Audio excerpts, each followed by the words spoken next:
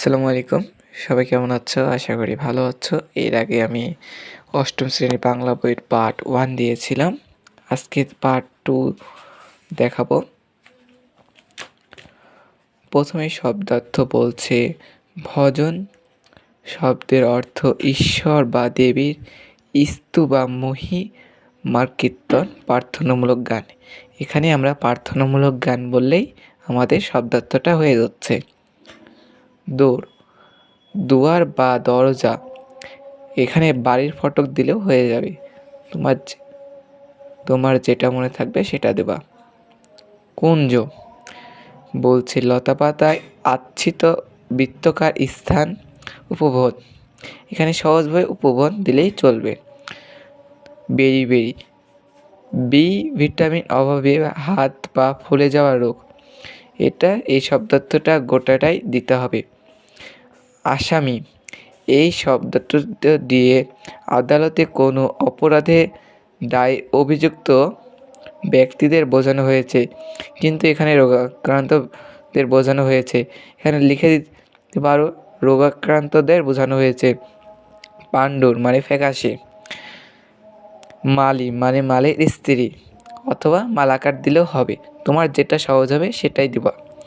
মালিনী মানে মালিনীর স্ত্রী। তো আমরা নেক্সট পেজে চলে যাই। চলে এসেছি। পাঠ পরিচিতিতে তোমরা হয়তো বলতে পারো যে স্যার আপনি প্রশ্নটা খাতায় করেননি কেন? আমি প্রশ্নটা বই থেকে বুঝিয়ে দিলে তোমাদের বুঝতে আশা করি সুবিধা হবে। তোমরা হয়তো আমি বলছি তুমি প্রশ্নটা লিখে নিতে পারো। শরৎচন্দ্র চট্টোপাধ্যায় দেওঘরের স্মৃতি গল্পটির নাম এবং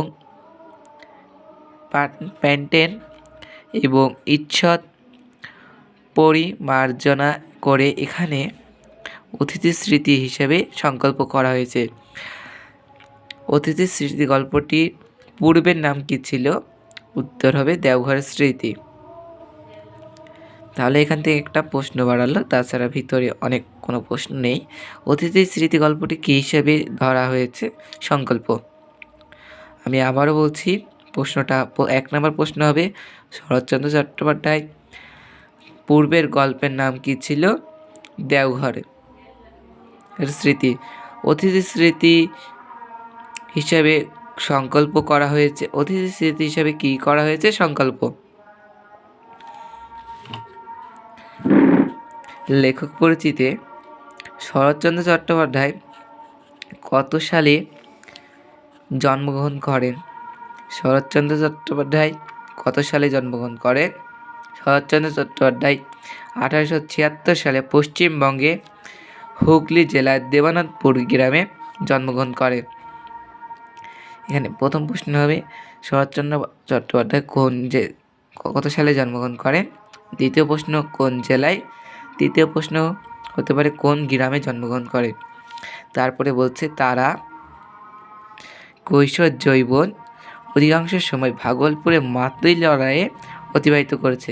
মানে তার ছোট্টবেলায় সে অধিকাংশই মাতুই লড়াইয়ে অতিবাহিত করেছে। এখানে প্রশ্ন হতে পারে সে কৈশোর জীবন কোথায় অতিবাহিত করেছে। তাহলে মাতুই লড়াইয়ে। তিনি কলেজ শিক্ষা শেষ করতে পারেননি। তিনি কি শিক্ষা শেষ করতে পারেননি? 1903 সালে জীবিকা সন্ধানে রেঙ্গুন যাত্রা করেন। কত সালে জীবিকা সন্ধানে রেঙ্গুন যাত্রা করেন? 1903 সালে। 1903 সালে কি যাত্রা শুরু করেন? রেঙ্গুন যাত্রা। এখান থেকে 3টা প্রশ্ন হচ্ছে। প্রথম প্রশ্ন হলো 1903 সালে কি যাত্রা করেন? রেঙ্গুন যাত্রা। রেঙ্গুন যাত্রা কত সালে করেন? 1903 সালে। জীবিকার সন্ধানে কি করেন? রেঙ্গুন যাত্রা। 1916 সালে পর্যন্ত তিনি রেঙ্গুন যাত্রায় ছিলেন এবং সেখানে অবস্থানকালীন সাহিত্য সাধনায় আত্মনিয়োগ করেন।